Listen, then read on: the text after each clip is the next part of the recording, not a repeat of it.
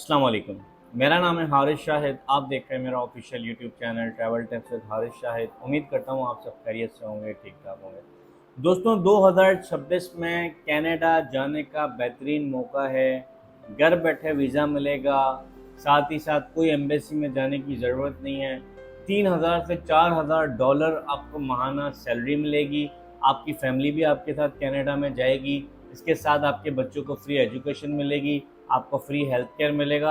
ये सारे बेनिफिट मिलेंगे और 1 रुपया भी आपका खर्च नहीं होगा। सारा प्रोसेस फ्री में आपका हो जाएगा। दोस्तों, आप कनाडा जा सकते हैं। आज की वीडियो में मैं आपको सारी डिटेल्स बताऊंगा। यही बातें आप सुनना चाहते हैं और यही बातें आप लोग को अच्छी लगती हैं, लेकिन ये मैं आपको बता दूं, ये बात झूठ है।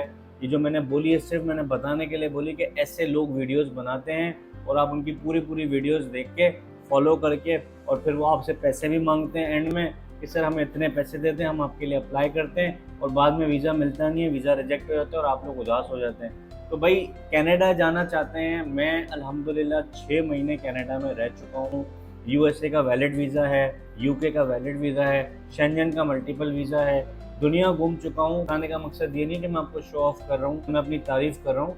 बताने का मकसद सिर्फ इतना सा है, आप लोगों को ट्रक की बत्ती के पीछे लगा दिया गया है। झूठी इन्फॉर्मेशन आप लोग को दी जाती है और आप लोग उस चीज़ को फॉलो करते हैं और आपका टाइम ज़ाया होता है। मैं आज आपको जेन्युइन इन्फॉर्मेशन दूंगा। अगर आप कनाडा जाने के ख्वाहिशमंद हैं, आप पाकिस्तान में बैठकर कनाडा किस तरीके से अप्लाई कर सकते हैं। जेन्युइन प्रोसेस, ऑनलाइन प्रोसेस है, खुद आप करेंगे कि पैसे भी खर्च होंगे। पैसे जब खर्च होंगे जब आपका अप्रूवल आ जाएगा, उससे पहले आपके कोई पैसे खर्च नहीं होंगे। यानी कि अगर आपको अप्रूवल आ जाती है उसके बाद आपके पैसे खर्च होते हैं, आपकी फाइल बनती है उसमें आपके पैसे खर्च होते हैं, आपका मेडिकल होता है, आपकी वीज़ा एप्लीकेशन फॉर्म बनता है, ऑफिशियल वीज़ा की फीस होती है। यानी कुल मिला के आपके 6-7 लाख रुपए ऑफिशियल तरीके से खर्च होते हैं। फ्री वीज़ा नहीं है, ये चीज़ अपने माइंड से आप लोग निकाल दें कि भाई मुझे कनाडा का फ्री वीज़ा। आप खुद सोचें ना, 2026 में आपको क्या फ्री मिलेगा। तो भाई, फ्री कुछ भी नहीं है, हर चीज़ के पैसे होते हैं। लेकिन बात यह कि पैसे सही डायरेक्शन में और सही तरीके से खर्च हो, पैसे ज़ाया ना हो या किसी एजेंट को देख के ज़ाया ना करें। सारे पैसे आपने खुद खर्च करने हैं। पहले मैं आपको प्रोसेस समझा देता हूँ कि आप कनाडा में किस तरीके से जा सकते हैं, पाकिस्तान में बैठ के कैसे अप्लाई करेंगे। सारी चीज़ें आज की वीडियो में बताऊंगा। वीडियो को कंप्लीट देख लीजिएगा, स्टेप बाय स्टेप सारी चीज़ें समझ आ जाएंगी। कोशिश करूंगा मैं आपको सिस्टम पे लेके जाके वहाँ पे प्रैक्टिकली गाइड भी कर दूंगा कि किस तरीके से आपने अप्लाई करना है। रिक्वेस्ट ज़रूर करूंगा कि वीडियो पर नए हैं तो चैनल को सब्सक्राइब लाजमी कर दीजिएगा और बेल आइकन को भी प्रेस कर दीजिएगा ताकि ऐसी वीडियो आप तक टाइमली पहुंचती रहे। सबसे इंपॉर्टेंट चीज़ दोस्तों वो ये है कि कनाडा में अगर आप जॉब करना चाहते हैं, वर्क वीज़ा लेने चाहते हैं, तो 2 कैटेगरीज के आपको वीज़ा मिलते हैं। ठीक है, तो आपको LMIA लेना पड़ता है, लेबर मार्केट इम्पैक्ट असेसमेंट, जो कि आसान अल्फाजों में अगर मैं आपको समझाऊं तो कैनेडियन एम्प्लॉयर जो है गवर्नमेंट से रिक्वेस्ट करता है कि भाई मेरे हिसाब से मुझे कनाडा में कोई भी लेबर नहीं मिल रहा या कोई भी स्किल्ड पर्सन नहीं मिल रहा, LMIA अप्रूव कर दें और मैं जो है वो पाकिस्तान, इंडिया, बांग्लादेश या किसी भी कंट्री से एक बंदा हायर करना चाहता हूँ, उसको कनाडा बुलाना चाहता हूँ। दूसरी कैटेगरी है दोस्तों LMIA एग्जाम, यानी यहाँ पर आपको LMIA की जरूरत नहीं होती है। एम्प्लॉयर को जो है वो गवर्नमेंट की इजाजत लेने की जरूरत ही नहीं होती है, वो आपको डायरेक्टली बुला सकता है। तो कनाडा हर साल जो है वो एक टारगेट सेट करता है। 2026 की अगर हम बात करें तो कनाडा ने भाई अनाउंस कर दिया है कि LMIA वर्क परमिट हम जो है वो 26,000 इशू कर सकते हैं। इसके साथ नॉन LMIA यानी जो एग्जाम्प्ट है जिसमें LMIA की जरूरत नहीं है, वो तकरीबन 1,70,000 हम इशू करेंगे, जो कि 32% LMIA से ज्यादा है। दोस्तों, अगर हम प्रैक्टिकली चीज को देखें तो LMIA का जो रास्ता है वो अब बंद होता नजर आ रहा है। यानी कि अब वो लोग जो इजीली LMIA लेके जो है वो चले जाते हैं, पैसे लेके भी जो है वो वहाँ पे कैनेडियन एम्प्लॉयर जो है वो LMIA सेल करते हैं और जो है वो आपको वहाँ पे बुला लेते हैं। लेकिन अब ये रास्ता ऑफिशियल बंद होने वाला है, यानी कि कम कर दिया है गवर्नमेंट ने बहुत ज़्यादा। आपके पास एक लीगल वे है कनाडा में जाने का दोस्तों, वो है एक्सप्रेस एंट्री। आप एक्सप्रेस एंट्री के थ्रू कनाडा जा सकते हैं। इसमें जो है वो दोस्तों आपका एक स्कोर बनता है, उससे हम CRS कहते हैं।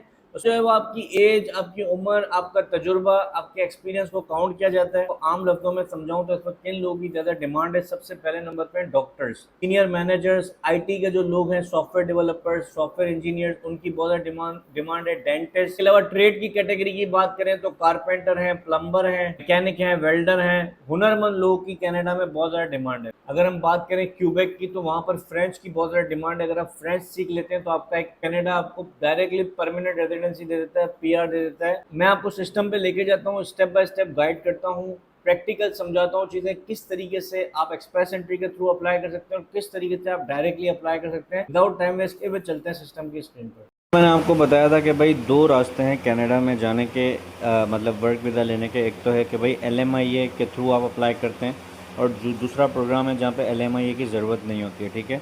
अगर आप LMIA के थ्रू अप्लाई करते हैं तो एम्प्लॉयर को जो है वो ये चीज़ प्रूफ करनी पड़ती है कि गवर्नमेंट को कि भाई हमें कनाडा में कोई बंदा नहीं मिल रहा, जिस वजह से हम चाहते हैं कि भाई हम पाकिस्तान, इंडिया, बांग्लादेश या जिस भी कंट्री से बंदा हायर करें। इसके बाद हम आ जाते हैं यहाँ पर 2026 के जो गवर्नमेंट के नंबर थे ना, 60,000 जो है वो इन्होंने LMIA वर्क परमिट वालों को इजाज़त दी है आने की, और 1,70,000 जो है वो बग़ैर LMIA के, यानी कि जो LMIA के बगैर आएंगे। अब LMIA वाला चक्कर ऑलमोस्ट ख़त्म हो गया, यानी 27% कर दिया गवर्नमेंट ने, और ये 2026 के 1 अप्रैल से जो है वो ये चीज़ इंप्लीमेंट भी हो गई है। अच्छा, एक्सप्रेस एंट्री का मैं आपको थोड़ा बता देता हूँ कि एक्सप्रेस एंट्री में जो है वो कैसे आप लोग अप्लाई कर सकते हैं। इसमें सबसे पहले आपको प्रोफाइल बनानी पड़ती है ऑनलाइन। आपको जो है वो आइल्स का इसमें लाजमी स्कोर भी चाहिए होता है। जो कहते हैं भाई आइल्स के बगैर आप कर लेंगे, ऐसा कुछ भी नहीं है। आइल्स का स्कोर लाजमी चाहिए होता है। CRS का स्कोर बनता है, जिसमें आपकी जो है वो एज, आपकी एजुकेशन, आपकी इंग्लिश लैंग्वेज, आइल्स और आपका एक्सपीरियंस, ये सारी चीज़ें मैटर करती हैं, ठीक है। पाइपलाइन की बात करें, जहाँ पर ऑलरेडी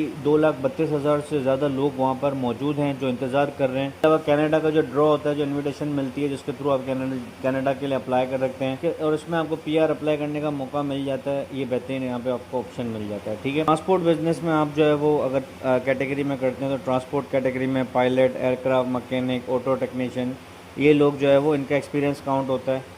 हेल्थ केयर में आपका पाकिस्तान का तजुर्बा यानी पाकिस्तान का एक्सपीरियंस चल जाता है। ट्रेड्स में वेल्डर, प्लम्बर, कारपेंटर, ये जो है वो पाकिस्तान का एक्सपीरियंस भी चल जाता है।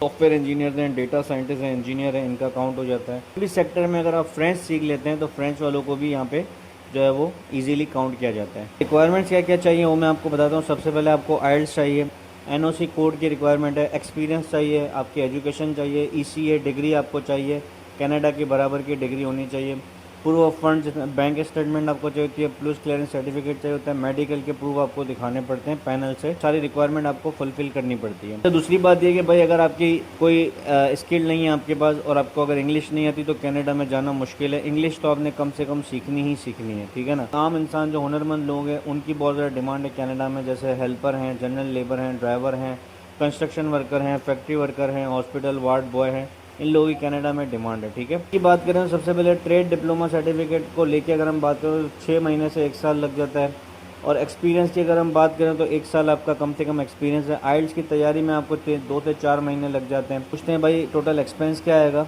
तो भाई एक्सपेंस में आपका ट्रेड डिप्लोमा जो आप करते हैं गवर्नमेंट इंस्टीट्यूट से 10,000 से लेकर 40,000 तक का खर्चा ये है। आइल्स टेस्ट की फ़ीस डिफरेंट है, किसी की 65,000 है, 75,000, ये अप्रोक्स आप आइडिया रख सकते हैं। डिग्री एवोल्यूशन पे जाते हैं तो 60,000 से 80,000 रुपये ये लगते हैं। एक्सप्रेस एंट्री और PR की जो फ़ीस है 2 लोगों की कम से कम 4 से 6 लाख रुपए ये है। पूर्व फंड 40 लाख प्लस आपका बैंक बैलेंस होना चाहिए। मेडिकल और पुलिस क्लियरेंस सर्टिफिकेट आपको दिखाना पड़ता है। तो ये सारी रिक्वायरमेंट्स हैं, ये सारे रास्ते में। ये पूरी फाइल जो है वो डिस्क्रिप्शन में अटैच कर दूंगा, वेबसाइट का लिंक डाल दूंगा, वहाँ पे जाके आप इस चीज़ को रीड खुद भी कर सकते हैं और आप इस चीज़ से फ़ायदा उठा सकते हैं। उम्मीद करता हूँ आज की वीडियो आपके लिए हेल्पफुल रही होगी। किसी भी किस्म का आपका सवाल है, जन्म इंस्टाग्राम का लिंक मिल जाएगा, आप मुझसे रब्ता कर सकते हैं। इसके अलावा जो इंटरनेशनल फॉर्मेट पे CV बनाना चाहते हैं, कैनेडियन फॉर्मेट पे जॉब्स के लिए, वो इस वेबसाइट पर जाके अपने लिए CV बना सकते हैं। वीडियो अच्छी लगी हो तो लाइक कर दीजिएगा, चैनल पर नहीं हो तो सब्सक्राइब कर दीजिएगा। मैं मिलूंगा आपसे अगली वीडियो में कुछ न्यू इन्फॉर्मेशन के साथ। मुझे दीजिएगा इजाज़त। Thank you so much. Allah हाफ़िज़।